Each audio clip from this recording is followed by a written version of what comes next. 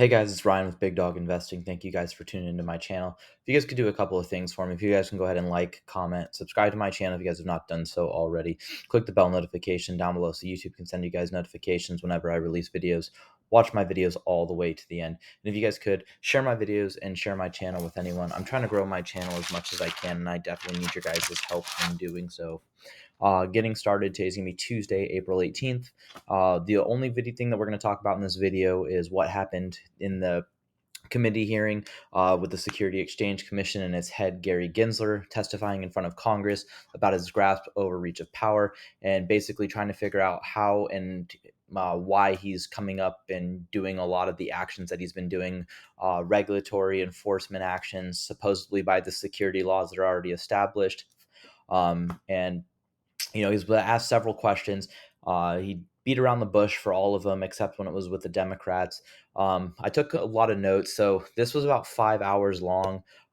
If you guys want to, I'm going to be posting this in the link down below so you guys can watch this whole video if you guys want to. In this, I have a bunch of highlighted videos that you guys can watch if you guys don't want to watch the whole thing. I do recommend watching the entire thing, though. It has a lot of useful information. But I picked up the things that I thought that stood out, but you guys might find other things that stand out. So, getting started, I took notes though. So, like, I have my notebook, so I'm going to talk from this for it too, along with some of these videos. First, though, Gary Gensler posted that he was going to be testifying. So he says, on my way to testify in front of the Finance Committee in the Rabrum House office building, I stopped by Sam Rabum's statue. Mr. Sam worked with FDR to establish our first federal securities laws, excited to testify on important work to realize his vision. And he compared his dad, because I guess his dad was Sam. So he says, oh, I can't believe Mr. Sam and Mr. Sam, my dad, I'm using them in the same sentence. Basically has no bearing on what he's doing. He's just basically trying to like humanize himself a little bit. Um, so he becomes more friendly and stuff like that. But he's been doing a lot of shady stuff, and it was definitely shown today. In this, though, Maxine Waters was one of the very first, except for the chairman, who was able to testify first, basically explaining why they were there. Maxine Waters was the first one, and the first Democrat that was basically able to introduce herself, and she basically, in her opening statements, basically smashed Republicans and, said, I don't know why Gary Gensler's here. We have a bunch of issues right now with our banking crisis right now, the housing crisis. That's where the Finance Committee should be doing a lot of their stuff. But instead, they're trying to figure out what's going on with digital assets. This is ridiculous. And, she says right here, I can't believe that this committee is rushing to take off more guardrails when we should be adding them. And she basically talked about how a couple of banks have failed, and they're crypto friendly banks, supposedly. I mean, any bank I use, actually, I probably won't say what bank I bank with, but I use banks that didn't necessarily fail. They're also big institutions. So they're ones that are essentially crypto friendly because I'm able to buy and sell cryptocurrency as I wish using those bank accounts. So it's just ridiculous that they're basically smashing crypto for those bank failures, and we'll talk about that in a second. Along though, later on, Maxine Waters got to speak again. And she asked Gary Gensler if the SEC has the authority it needs to bring crypto issuers and intermediaries into compliance with the investor protection and markets compliance framework built over the past 90 years. So basically, the laws that are already stated in the security exchange laws. Gary Gensler says that he does believe that they have the authority that they need and the laws to protect the investors. Waters asked, "Can you repeat that one more time for me?" And she wanted to basically like allow everyone that was watching to hear it again, that he does have that authority and he truly believes that he does. But if you guys are invested in cryptocurrency, there's really no clear rules or regulations because he has a come in and talk to us motto, and those individuals who have tried to come in and talk have been told, sorry, just keep doing what you're doing and we'll let you know if you're breaking a law. And the only way you're going to know if you're breaking a law is by getting a Wells notice or a lawsuit. So Gary Gensler repeats it. Yes, I do believe that we have the laws, essentially. Waters says, then asks, are you exercising that authority now? And Gary Gensler says, yes, we are. Waters asks, can you describe how you are doing that? Gary responds, and he quotes, we talked to the crypto firms, some tokens, how they can register, but also the platforms. And then he goes on to a rant about how he's been in finance for a number of years and how there is so much uncompliance with laws written that Congress has already written. And basically, a lot of these crypto companies and token issuers should have already known and been able to comply with the laws that are technically already written. There are laws that are written, but their securities laws and digital assets technically aren't written in securities laws. So there needs to be more laws that are written by Congress, and the SEC does not have the authority, in my opinion, to be able to be and doing that. Um, and there's a number of issues that went on with this. The banking crisis right here. So Mrs. Beatty asked Gary Gensler, hey, I'm going to give you the last 30 seconds of my time. Is there anything that you want me, or is there anything that you want essentially to talk about on your own and let us know what you think about the markets and why cryptocurrency needs to have securities laws that are already in place and the SEC needs to control it essentially? And Gary Gensler comes out and says that there's been a couple of banks, points out Silicon Valley Bank and the two other banks that failed, and said that they're mainly failed due to cryptocurrency. So that video is posted here. Again, they'll be in the comments too. So everything again is going to be in the comments. And again, I do recommend you guys watching the entire hearing. But if you guys just want to listen to the snippets that I figured out, you guys can. The chair right here, he asked Gary Gensler in this at 47 seconds, what does he categorize Ethereum, Ether, as a security or commodity? Because there's the Security Exchange Commission and then the commodities that are basically trying to figure out who has the power over digital assets. And they've been at war with each other. Some say that Ethereum is a security. Some say that Ethereum is a commodity. And he asked Gary Gensler, can you say yes or no? Is Ethereum a security or a commodity? And he basically beats around the bush right here. It says, categorize Ether, then I think that in general, sweep that Congress did, not just in the 30s, but also, and then he says, I'm asking you, sitting in your chair right now, can you make an assessment on the laws on Ether?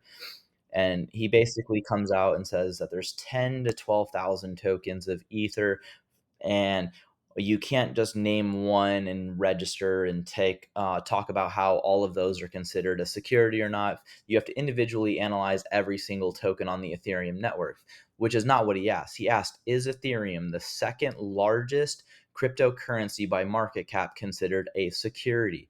And he couldn't answer that. But Eleanor Charette comes out, and she actually found this video.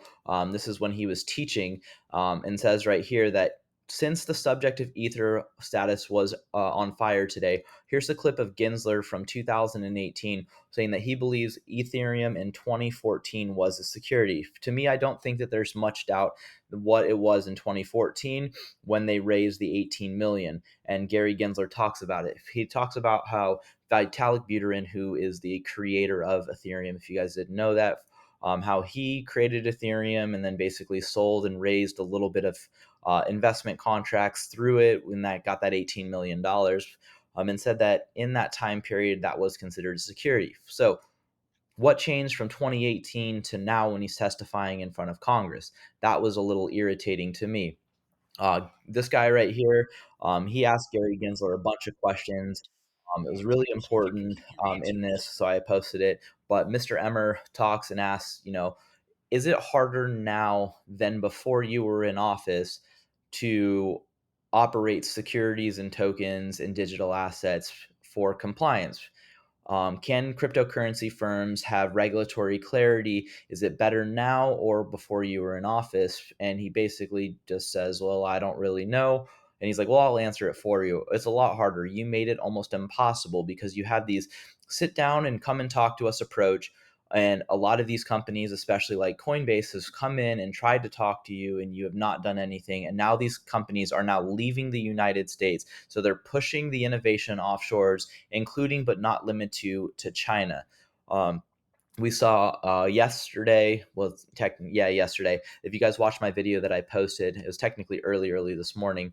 But besides the point, Brian Armstrong, the CEO of Coinbase, was in the UK and he met with the UK finance department, and basically was probably trying to figure out how Coinbase might go to the United Kingdom for their headquarters, because in the United States they haven't been able to figure out regulatory clarity. So we're pushing innovation outside of the United States. The United States is supposed to be home to entrepreneurship, your small businesses, your mom and pop stores.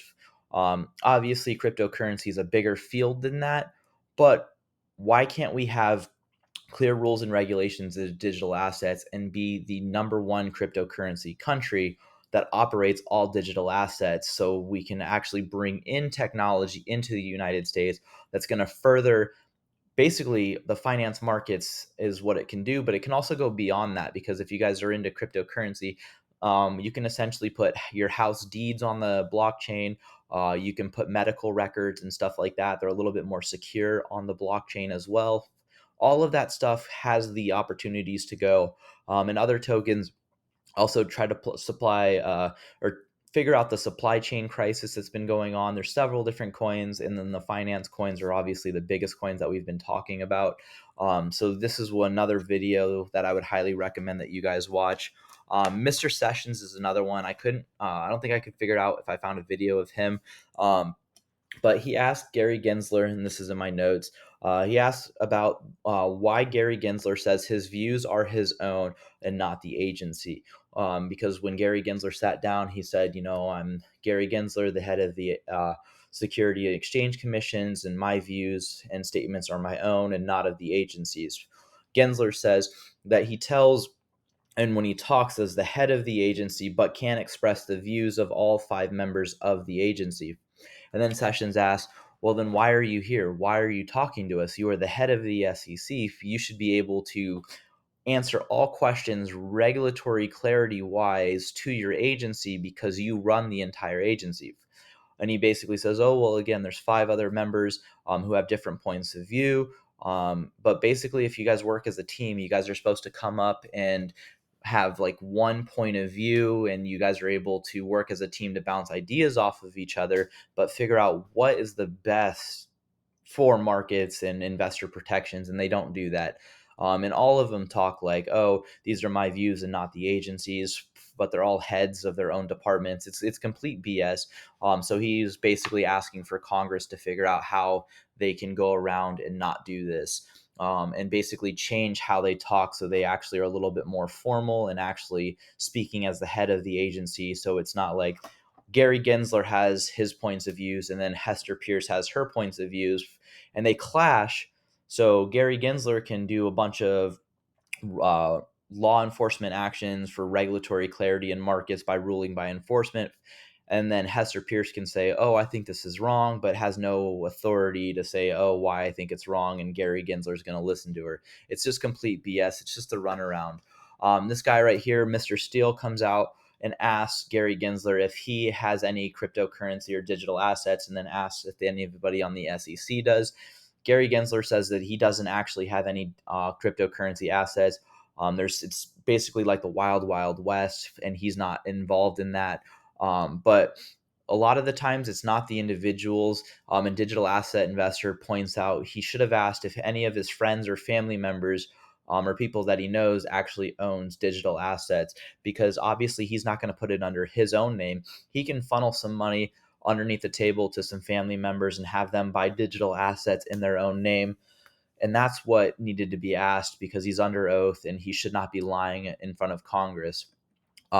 Right here, Gary Gensler is trying to present as if the SEC was basically trying to secretly investigate FTX.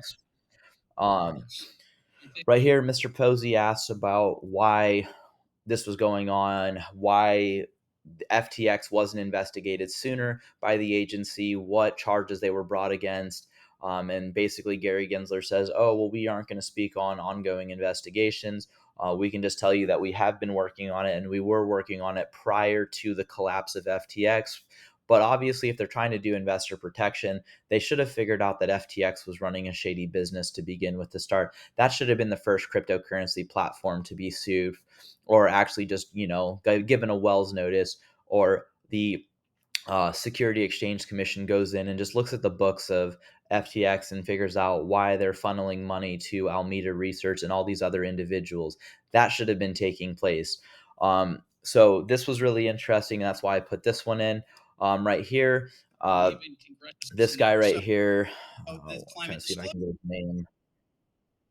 Mr. Heisengog.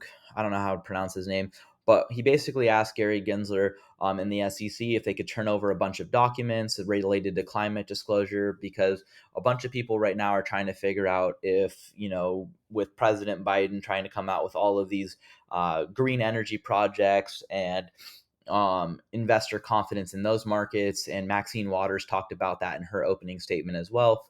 And he said, we've asked you guys for documents on uh, your guys' climate disclosures as well as your guys' FTX documents, and you've given us basically everything that the public has access to. We're ranking members of Congress. We will hold that information to us and keep it secure and secret, and that's what they're supposed to do. Like there's a lot of redactions, and you have a bunch of like clearance and stuff that you have to be able to see certain documents, and Congress essentially has oversight over the SEC.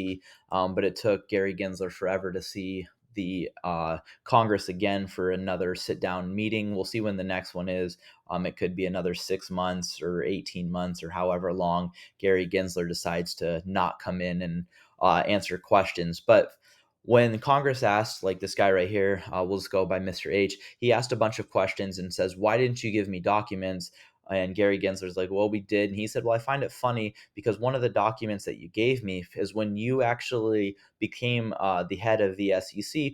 I wrote you a congratulations letter memo on you becoming the chair. And when I asked for FTX documents, you actually sent that document with basically everything with the public. I kind of see that that's a slap in the face.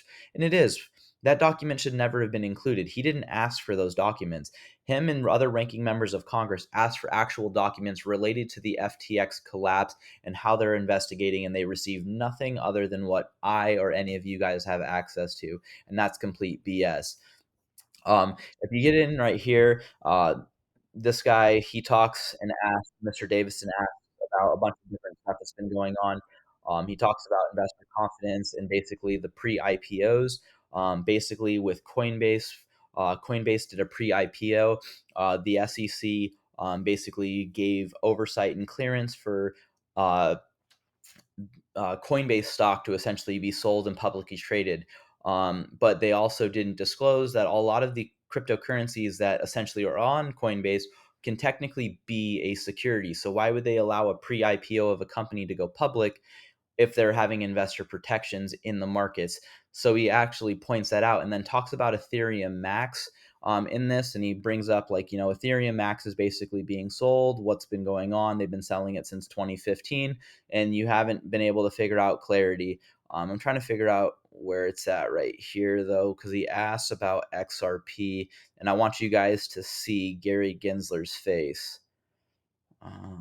Let's see. Sorry, it's taking a little bit. It's coming up right.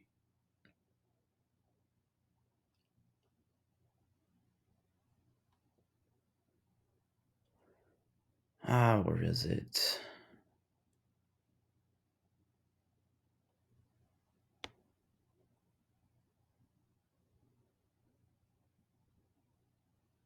Right here.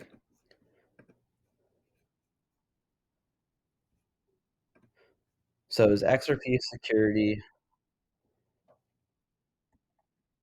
I know you guys can't hear this, but he basically, there's the stuff that you guys can read the subtitle. Right here, he asks right here, does XRP a security? Now look at Gary Gensler's face. Kind of shocked that he was asked this question right here. We're in litigation right here. Um, because he's considering it a security, but then can't say that it's security because they're in an ongoing investigation. That was really interesting, and he was caught off guard with it, and it was kind of like a surprise. But it shows that he knows right now, essentially, in my opinion, that the SEC versus Ripple case is not going well for the SEC, and they're losing in court, and it was kind of shown. The last one that I wanted to point out right here, this is probably the biggest thing that wasn't related to cryptocurrency that needed to be pointed out right here, Congressman Brian Donalds.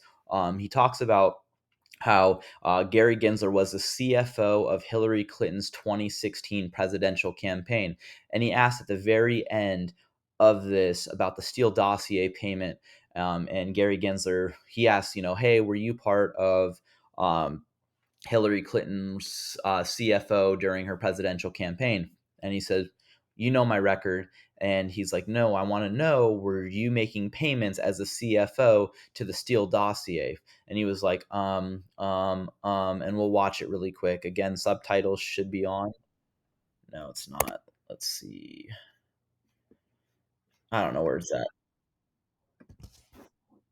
He says it's right here. It's part of my history in 2016.